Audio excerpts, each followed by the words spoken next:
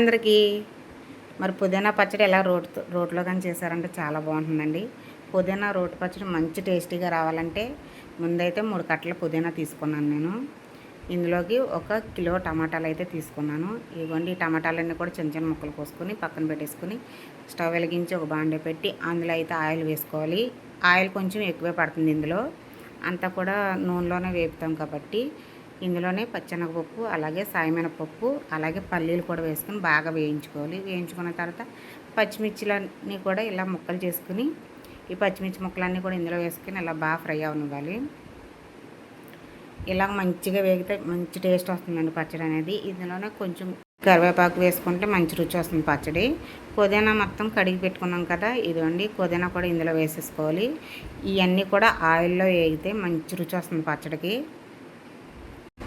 ఇదిగోండి, ఈ విధంగా అయితే మొత్తం ఆయిల్లోనే వేగిపోవాలి. ఇలా వేగినవన్నీ కూడా తీసుకుని చక్కగా పక్కన పెట్టేసుకున్న తర్వాత మళ్ళీ స్టవ్ వెలిగించుకుని ఇదే బాండీలో కొంచెం ఆయిల్ వేసుకుని చిన్న చిన్న ముక్కలుగా కట్ చేసి పక్కన పెట్టుకున్న టమాటాలన్నీ కూడా ఈ బాండీలో వేసేసుకోవాలి. ఇవి కూడా ఆయిల్లోనే మగ్గితే మంచి రుచిగా ఉంటుందండి పచ్చడి అనేది. మనకి నిల్వ అనేది ఉంటుంది. ఒక 10 రోజులైనా సరే బయట అలా వదిలేసినా కూడా నిల్వ ఉంటుంది. ఇందులోనే ఒక గుప్పుడంత చింతపండు కూడా వేసుకోవాలి. చింతపండు కూడా బాగా ఎక్కువే పడుతుంది, అందుకనే గుప్పుడంత చింతపండు వేసుకున్న తర్వాత ఇదిగోండి ఇలా మూత పెట్టుకుంటే 10 నిమిషాల్లో చక్కగా టమాటాలు అనేవి ఉడికిపోతాయి. చింతపండు కూడా చాలా మెత్తగా ఉడికిపోతుంది. ఇలా మెత్తగా ఉడికిపోయిన తర్వాత ఇదిగోండి ఈ విధంగా ఉంటే సరిపోతుంది.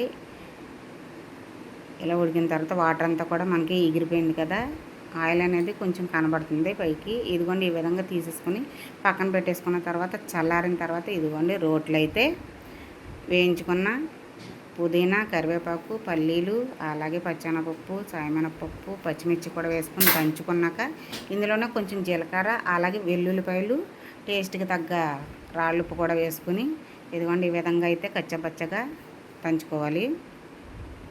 ఈ విధంగా కచ్చపచ్చ దంచుకుంటే రోటి పచ్చడి గురించి చాలామంది తెలిసిందే, మంచి రుచిగా ఉంటుంది పచ్చడి అయితే. ఇదిగోండి ఇప్పుడైతే టమాటాలు కూడా ఉడికించుకున్నవన్నీ కూడా ఇందులో వేసేసుకోవాలి.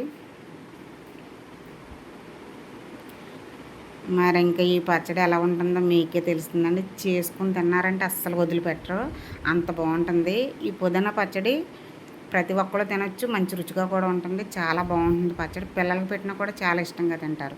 పిల్లలకు పెడితే ఇందులో పిల్లలకి కడుపులో నుసిపురుగులు ఉంటాయి కదా, అవి కూడా వాళ్ళకి తగ్గే అవకాశం చాలా మట్టుకు ఉంటుంది. ఇలా పచ్చడి చేసి పెట్టండి, వాళ్ళు ఇడ్లీ, దోశ, రైస్లో కూడా చాలా ఇష్టంగా తింటారు. అంత బాగుంటుందండి పచ్చడి అనేది. ఇదిగోండి మొత్తానికైతే మనకి పుదీనా రోటి పచ్చడి అయితే తయారైపోయింది. కొంచెం పలుకులుగా కచ్చపచ్చ ఉంటేనే తినేటప్పుడు మంచి బాగుంటుంది పచ్చడి అనేది.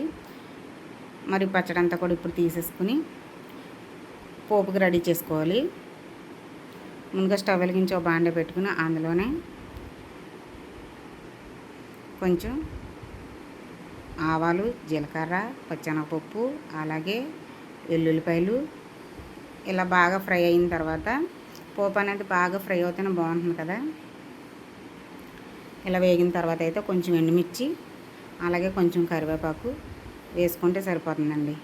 ఇదిగోండి తాలింపు వేసుకుంటే గుమగుమలాడే మంచి పుదీనా పచ్చడి అయితే రెడీ అయిపోయింది. కొంచెం ఓపికగా రోటి పచ్చడి తింటే చాలా బాగుంటుంది కదా టేస్ట్ అనేది. మరి అలాగే వీడియో నచ్చితే లైక్ చేయండి, అలాగే మరిన్ని వీడియోల కోసం మా ఛానల్ని అయితే సబ్స్క్రైబ్ చేసుకోండి. ఇలాగే మా వీడియోని షేర్ చేయండి. మరిన్ని మంచి వీడియోలతో, ఇలాంటి మంచి వీడియోలతో కలుద్దాం. అందరికీ బాయ్ అండి.